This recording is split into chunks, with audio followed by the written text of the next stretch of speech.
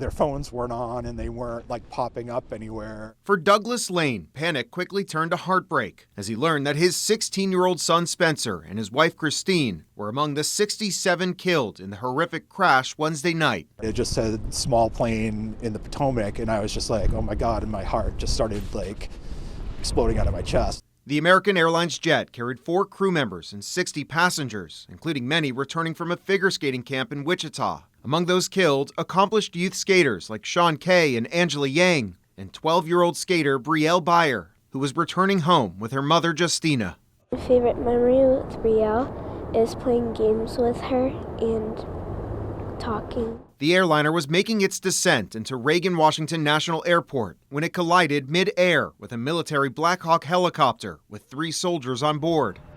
On Friday, authorities said 41 bodies had been recovered so far.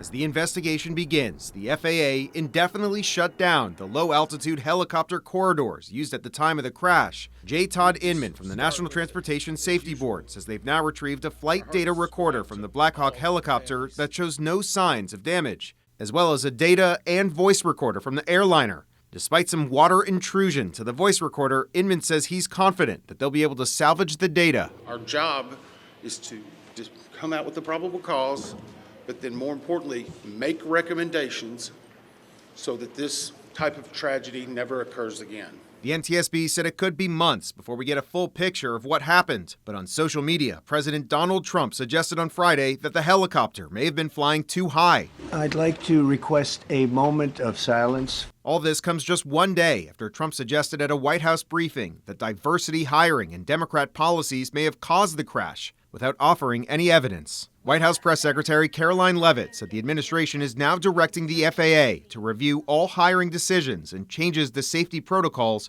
over the last 4 years. We certainly have seen the deterioration of federal hiring standards. Now, Democrats are accusing Trump of politicizing this crash, criticizing him for putting the blame on DEI hires without providing evidence. Reporting here in Washington, I'm Evan Koslof, Spectrum News.